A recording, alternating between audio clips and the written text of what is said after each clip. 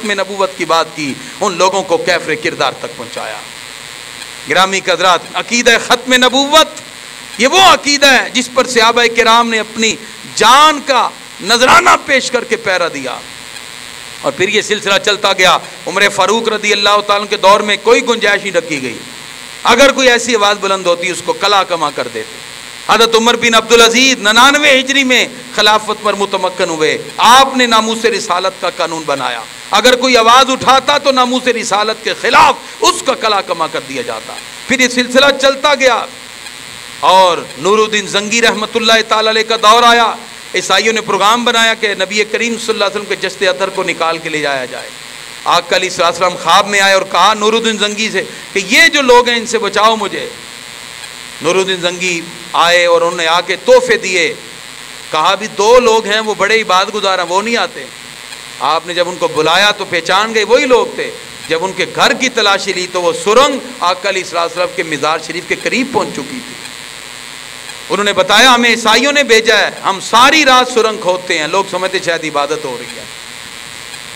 آپ نے ان کی گردنیں اتاری، آگ لگا دی ان کے جسموں کو، کہا جو رسول اللہ صلی اللہ علیہ وسلم کی ناموس پہ حملہ کرے گا اس کو نہ صرف مارا جائے گا بلکہ اس کے جسم کو بھی جلا دیا جائے گا۔ اسلامی حکمرانوں نے آقا علیہ السلام کی عزت پہ یوں پہرا دیا۔ گرامی حضرات، اس برِ صغیر کے اندر جس وقت نبی کریم صلی اللہ تعالی وسلم کی ختم نبوت کے خلاف مرزا غلام احمد قادیانی آواز بلند کرتا ہے، حضرت اشاہ امام احمد رضا خان بریلوی رحمۃ اللہ تعالی علیہ آپ نے خوبصورت انداز میں اس کا رد کیا۔ ان کے بہترین فتاوی جات آج موجود ہیں۔ پیر میر علی شاہ گولڑا کے تاجدار جہاں آج مینار پاکستان وہاں آئے، 1900 میں مناظرے کا چیلنج کیا۔ اس وقت یہاں لاہور میں مرزا تھا اور کہا آؤ میرے سامنے، میرے ساتھ مناظرہ کرو ختم نبوت پر۔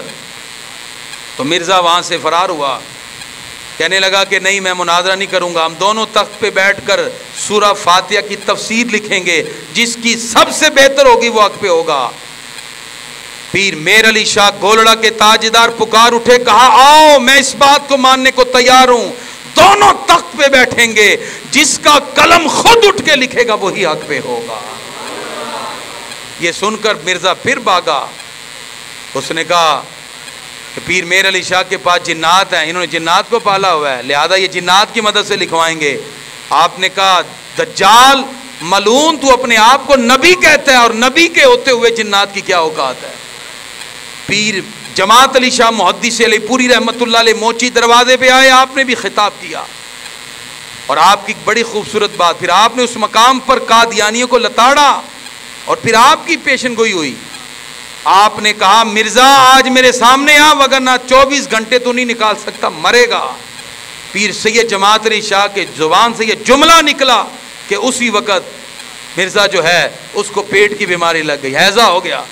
وہ اسی ہیضے کی بیماری میں تھا، دوائی غلط چلی گئی، وہ واش روم میں گیا اور وہیں جا کے مرا اور جہنم واصل ہو گیا۔ گرامی حضرات یاد رکھیے، نبی کریم صلی اللہ تعالی وسلم اللہ کے آخری نبی ہیں، اور ان کی ختم نبوت پر کسی قسم کا کوئی ڈاؤٹ نہیں ہونا چاہیے۔ یہاں تک کہ قادیانی پیر میر علی شاہ صاحب کے پاس آیا، اس نے سوالات اٹھانا شروع کر دیے کہ دیکھیں جی عیسیٰ علیہ السلام نے تو مردے زندہ کیے، کیا آپ بھی کر سکتے ہیں؟ کیا آپ کے نبی نے کیے؟ پیر میر علی شاہ فرماتے ہیں تم نبی کی بات کرتے ہو، میں ادنا غلام ہوں، تم میرے ساتھ آ تو جس قبر پہ ہاتھ رکھے گا میں اس کو زندہ کر کے دکھاؤں گا۔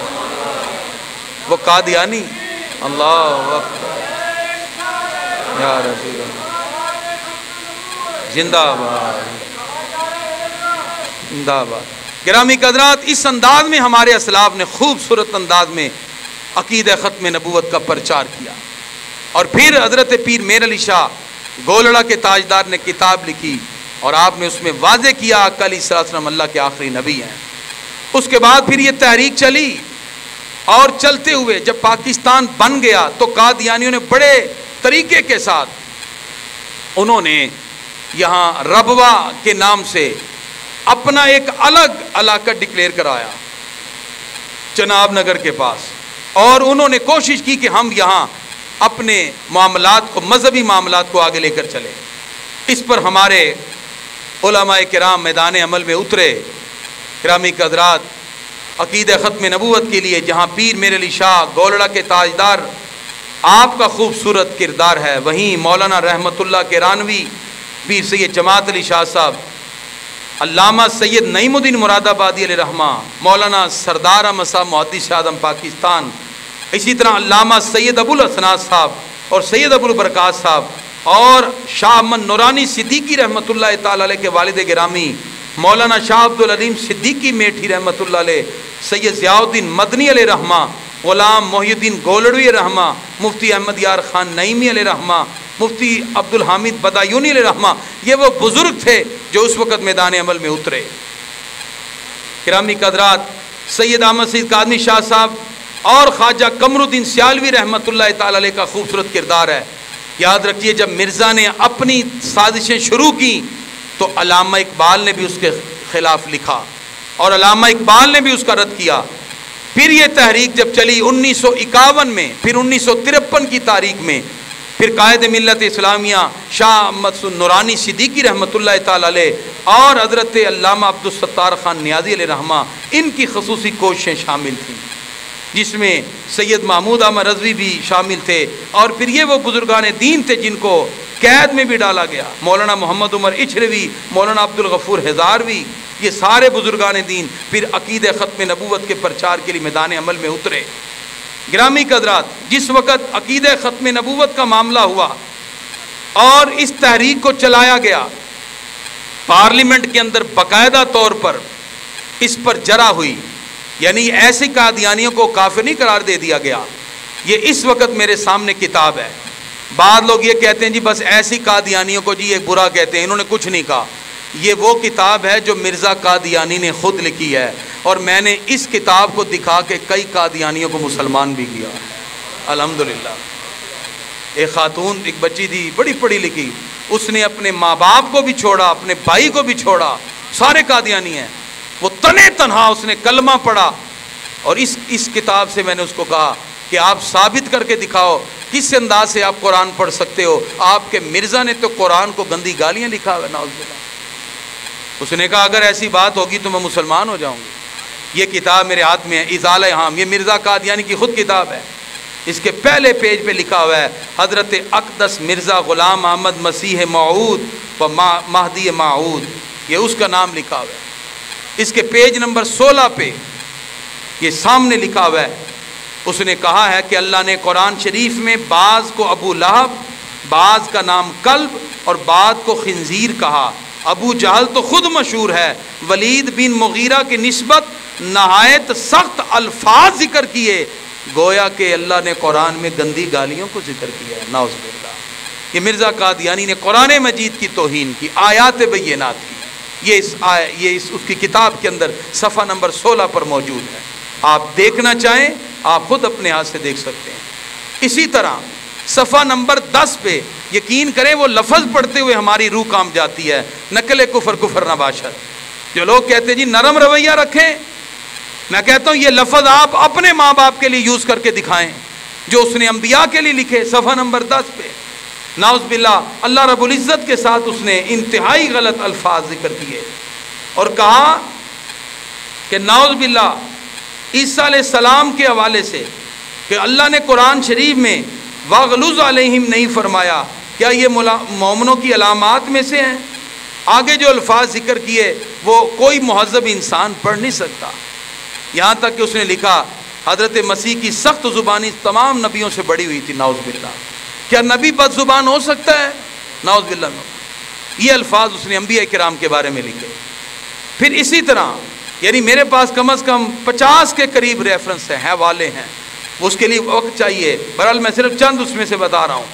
اس نے انبیاء کرام کی توہین کی، انبیاء کرام کے بارے میں جھوٹا ہونے کا انہوں نے نعوذ باللہ اس نے الزام لگایا، اور حضرت عیسیٰ علیہ السلام کے بارے میں کہا کہ عیسیٰ علیہ السلام فوت ہو چکے ہیں اور اس کے بارے میں کوئی خبر نہیں، اور جو آئے گا مسیح وہ اس کا مثیل ہوگا، یعنی اس سے ایسا ہوگا، مسیح ابن مریم اب نہیں آئے گا، اور جو آنے والا ہے وہ میں ہی ہوں، اور اس کو اپنے آپ کو اس نے مجازن نبی بھی کہا ہے کہ میں مجازی نبی، یہ اس نے صفحہ نمبر 178 پہ کہا ہے۔ اس کے علاوہ 50 کے قریب اس کے حوالے ہیں، جس میں اس نے نعوذ باللہ جبریل امین علیہ السلام کی بھی توہین کی اور جبریل امین علیہ السلام کے وحی لانے کے معاملے کو غلط کہا. اور پھر اسی طرح اس نے 309 پر یہ جو جملہ کہا اس سے لوگوں کو گمراہ کیا. اس نے کہا اصل میں جب دنیا کی ایسی حالت ہو جائے گی جو اپنی درستی کے لیے سیاست کی محتاج ہوگی تو اس وقت کوئی شخص مسیل محمد ظاہر ہوگا اور وہ مسیل محمد ظاہر ہو کر لوگوں کی اصلاح کرے گا. اور اس نے کہا وہ مسیل محمد میں ہوں. نعوذ باللہ. یہ اس نے کتاب میں پھر ذکر کیا. گرامی حضرات اس 50 کے قریب اس کی کفریہ باتیں اس میں آپ دیکھ سکتے ہیں. اس سے معلوم ہوا اس نے جس انداز میں توہین کی ہے انبیاء کرام کی, نبی کریم صلی اللہ علیہ وسلم کی, لہذا اس کے بعد کسی بھی طرح مسلمان اس کے ساتھ کسی بھی حوالے سے نرم رویہ نہیں رکھ سکتا. اور اسی نے اپنے بارے میں کچھ ایسے الفاظ کہے, ایسے جملے کہے کہ جو زبان سے کہتے ہوئے بھی انسان اس کی روح کانپ جاتی ہے. تتمہ حقیقت الوحی کے صفحہ 68 پہ اس نے کہا میں اس خدا کی قسم کھا کر کہتا ہوں جس کے ہاتھ میں میری جان ہے, اسی نے مجھے بھیجا, اسی نے میرا نام نبی رکھا. اور اسی طرح تتمہ حقیقت الوحی کے صفحہ 65 پہ اس نے کہا کہ آخری زمانہ میں ایک رسول کا مبعوث ہونا ظاہر ہوتا ہے, وہی مسیح موعود ہے. اس نے اپنے آپ کو اس طرح نبی ہونا ثابت کیا. ہمارے اسلاف نے باقاعدہ پھر قرارداد پیش کی. اب قرارداد کی طرف آئیے اور آخری باتیں اور پھر ہم دعا کی طرف آتے ہیں. گرامی حضرات 1974 کو فتنہ قادیانیت کو ختم کرنے کے لیے قومی اسمبلی میں قرارداد پیش کی گئی. وہ قراردادیں 2 تھیں, یاد رکھیے. کتنی قراردادیں پیش کی گئی؟ 2. کب پیش کی گئی؟ 1974 میں. ایک قرارداد حزب اقتدار یعنی گورنمنٹ کی طرف سے, بھٹو کی حکومت تھی, اور دوسری حزب اختلاف یعنی اپوزیشن کی طرف سے. یہ ایسا معاملہ تھا جس پہ گورنمنٹ اور اپوزیشن دونوں ایک پلیٹ فارم پر تھے. 1974 میں 2 قراردادیں, ایک گورنمنٹ نے پیش کی حزب اقتدار جو تھے, اور دوسرے حزب اختلاف. جو گورنمنٹ کی طرف سے پیش کی گئی حزب اقتدار کی طرف سے, وہ وفاقی وزیر قانون اس وقت عبد القذاب کو وحشی نے اپنے برچھے سے مارا, گرا دیا اور پھر اس کو جہنم واصل کیا. اور پھر جس وقت وہ اس کے ماننے والے قلعے میں گھسے, دروازہ بند کیا, تو صحابی انہوں نے کہا جی مجھے اٹھاؤ اوپر. ان کو ایسے اوپر اٹھایا گیا, پھر دوسرے اوپر چڑھے, وہ اندر چھلانگ لگا کے دروازہ کھول دیتے ہیں. تلواروں سے ان کے جسم کو چھلنی کر دیا, انہوں نے اپنی جان دے دی. لیکن آقا علیہ السلام کے خلاف جنہوں نے ختم نبوت کی بات کی, ان لوگوں کو کیفر کردار تک پہنچایا. گرامی حضرات عقیدہ ختم نبوت یہ وہ عقیدہ ہے جس پر صحابہ کرام نے اپنی جان کا نذرانہ پیش کر کے پہرا دیا. اور پھر یہ سلسلہ چلتا گیا. عمر فاروق رضی اللہ تعالیٰ کے دور میں کوئی گنجائش نہیں رکھی گئی, اگر کوئی ایسی آواز بلند ہوتی اس کو کلا کما کر دیتے. حضرت عمر بن عبدالعزیز 99 ہجری میں خلافت پر متمکن ہوئے, آپ نے ناموس رسالت کا قانون بنایا. اگر کوئی آواز اٹھاتا تو ناموس رسالت کے خلاف اس کا کلا کما کر دیا جاتا. پھر یہ سلسلہ چلتا گیا اور نور الدین زنگی رحمت اللہ تعالی علیہ کا دور آیا. عیسائیوں نے پروگرام بنایا کہ نبی کریم صلی اللہ علیہ وسلم کے جسد اطہر کو نکال کے لے جایا جائے. آقا علیہ السلام خواب میں آئے اور کہا نور الدین زنگی سے کہ یہ جو لوگ ہیں ان سے بچاؤ مجھے. نور الدین زنگی آئے اور انہوں نے آ کے تحفے دیے. کہا بھی 2 لوگ ہیں وہ بڑے عبادت گزار ہیں, وہ نہیں آتے. آپ نے جب ان کو بلایا تو پہچان گئے وہی لوگ تھے. جب ان کے گھر کی تلاشی لی تو وہ سرنگ آقا علیہ السلام کے مزار شریف کے قریب پہنچ چکی تھی. انہوں نے بتایا ہمیں عیسائیوں نے بھیجا ہے, ہم ساری رات سرنگ کھودتے ہیں. لوگ سمجھتے شاید عبادت ہو رہی ہے. آپ نے ان کی گردنیں اتاری, آگ لگا دی ان کے جسموں کو. کہا جو رسول اللہ صلی اللہ علیہ وسلم کی ناموس پہ حملہ کرے گا اس کو نہ صرف مارا جائے گا بلکہ اس کے جسم کو بھی جلا دیا جائے گا. اسلامی حکمرانوں نے آقا علیہ السلام کی عزت پہ یوں پہرا دیا.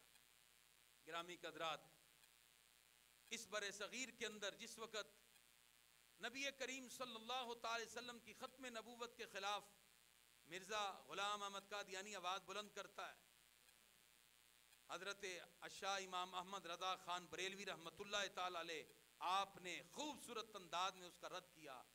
ان کے بہترین فتاوی جات آج موجود ہے. پیر میر علی شاہ گولڑا کے تاجدار جہاں آج مینار پاکستان وہاں آئے, 1900 میں مناظرے کا چیلنج کیا. اس وقت یہاں لاہور میں مرزا تھا اور کہا آؤ میرے سامنے میرے ساتھ مناظرہ کرو ختم نبوت پر. تو مرزا وہاں سے فرار ہوا, کہنے لگا کہ نہیں میں مناظرہ نہیں کروں گا, ہم دونوں تخت پہ بیٹھ کر سورہ فاتحہ کی تفسیر لکھیں گے, جس کی سب سے بہتر ہوگی وہ حق پہ ہوگا. پیر میر علی شاہ گولڑا کے تاجدار پکار اٹھے, کہا آؤ میں اس بات کو ماننے کو تیار ہوں, دونوں تخت پہ بیٹھیں گے, جس کا قلم خود اٹھ کے لکھے گا وہی حق پہ ہوگا. یہ سن کر مرزا پھر بھاگا. اس نے کہا کہ پیر میر علی شاہ کے پاس جنات ہیں, انہوں نے جنات کو پالا ہوا ہے, لہذا یہ جنات کی مدد سے لکھوائیں گے. آپ نے کہا دجال ملعون تو اپنے آپ کو نبی کہتا ہے, اور نبی کے ہوتے ہوئے جنات کی کیا اوقات ہے. پیر جماعت علی شاہ محدث علی پوری رحمت اللہ علیہ موچی دروازے پہ آئے, آپ نے بھی خطاب کیا, اور آپ کی بڑی خوبصورت بات, پھر آپ نے اس مقام پر قادیانیوں کو لتاڑا, اور پھر آپ کی پیشن گوئی ہوئی. آپ نے کہا مرزا آج میرے سامنے آ, وگرنہ 24 گھنٹے تو نہیں نکال سکتا, مرے گا. پیر سید جماعت علی شاہ کے زبان سے یہ جملہ نکلا کہ اسی وقت مرزا جو ہے اس کو پیٹ کی بیماری لگ گئی, ہیضہ ہو گیا. وہ اسی ہیضے کی بیماری میں تھا, دوائی غلط چلی گئی, وہ واش روم میں گیا اور وہیں جا کے مرا اور جہنم واصل ہو گیا. گرامی قدرات یاد رکھیے, نبی کریم صلی اللہ تعالی وسلم اللہ کے آخری نبی ہیں, اور ان کی ختم نبوت پر کسی قسم کا کوئی ڈاؤٹ نہیں ہونا چاہیے. یہاں تک کہ قادیانی پیر میر علی شاہ صاحب کے پاس آیا, اس نے سوالات اٹھانا شروع کر دیے کہ دیکھیں جی عیسیٰ علیہ السلام نے تو مردے زندہ کیے, کیا آپ بھی کر سکتے ہیں, کیا آپ کے نبی نے کیے. پیر میر علی شاہ فرماتے ہیں تم نبی کی بات کرتے ہو, میں ادنا غلام ہوں, تم میرے ساتھ آ, تو جس قبر پہ ہاتھ رکھے گا میں اس کو زندہ کر کے دکھاؤں گا. وہ قادیانی, اللہ اکبر یا رسول اللہ, زندہ باد زندہ باد. گرامی قدرات, اس انداز میں ہمارے اسلاف نے خوبصورت انداز میں عقیدہ ختم نبوت کا پرچار کیا. اور پھر حضرت پیر میر علی شاہ گولڑا کے تاجدار نے کتاب لکھی, اور آپ نے اس میں واضح کیا آقا علیہ الصلوۃ والسلام اللہ کے آخری نبی ہیں. اس کے بعد پھر یہ تحریک چلی, اور چلتے ہوئے جب پاکستان بن گیا تو قادیانیوں نے بڑے طریقے کے ساتھ انہوں نے یہاں ربوہ کے نام سے اپنا ایک الگ علاقہ ڈکلیئر کرایا چناب نگر کے پاس, اور انہوں نے کوشش کی کہ ہم یہاں اپنے معاملات کو, مذہبی معاملات کو آگے لے کر چلیں. اس پر ہمارے علماء کرام میدان عمل میں اترے.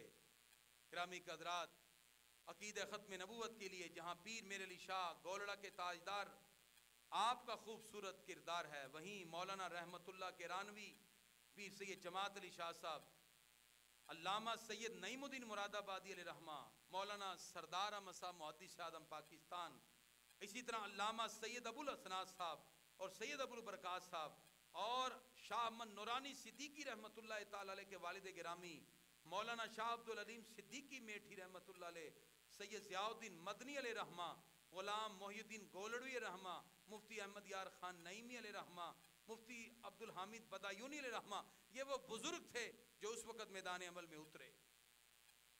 گرامی قدرات, سید احمد سید قادمی شاہ صاحب اور خواجہ قمر الدین سیالوی رحمۃ اللہ تعالی علیہ کا خوبصورت کردار ہے. یاد رکھیے جب مرزا نے اپنی سازشیں شروع کی تو علامہ اقبال نے بھی اس کے خلاف لکھا, اور علامہ اقبال نے بھی اس کا رد کیا.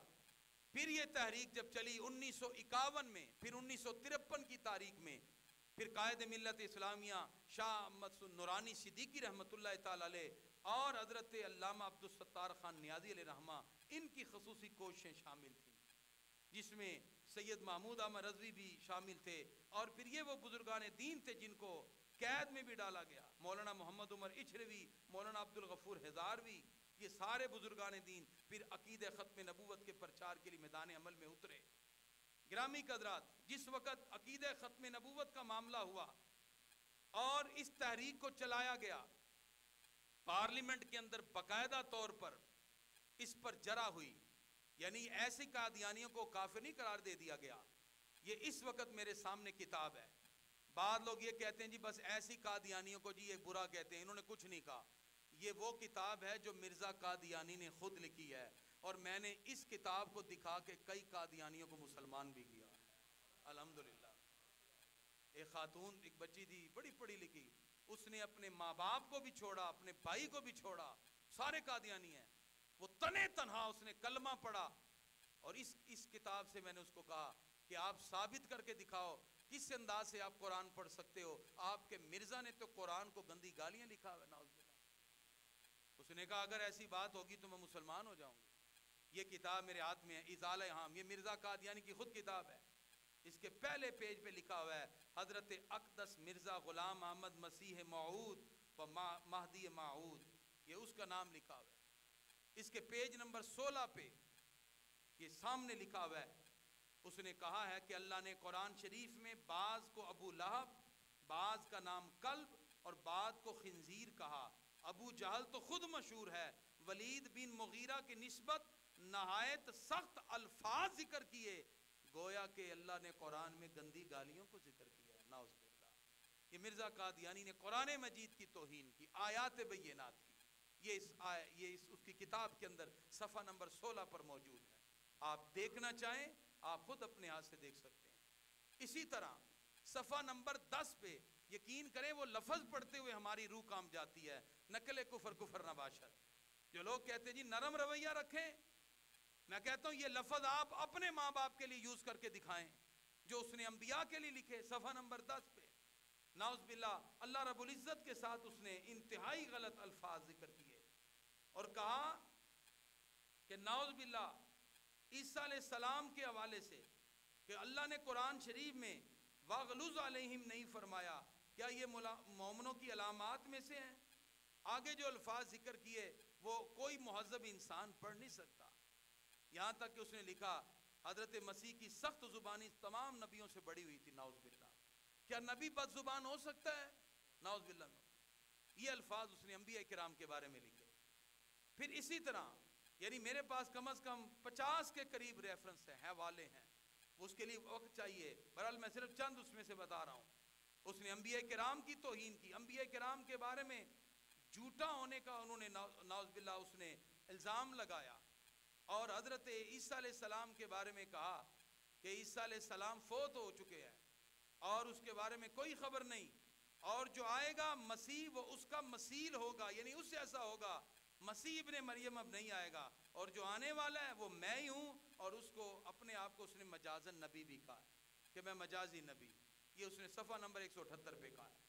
اس کے علاوہ 50 کے قریب اس کے حوالے ہیں جس میں اس نے نعوذ باللہ جبریل امین علیہ السلام کی بھی توہین کی، اور جبریل امین علیہ السلام کے وحی لانے کے معاملے کو غلط کہا، اور پھر اسی طرح اس نے 309 پر یہ جو جملہ کہا اس سے لوگوں کو گمراہ کیا۔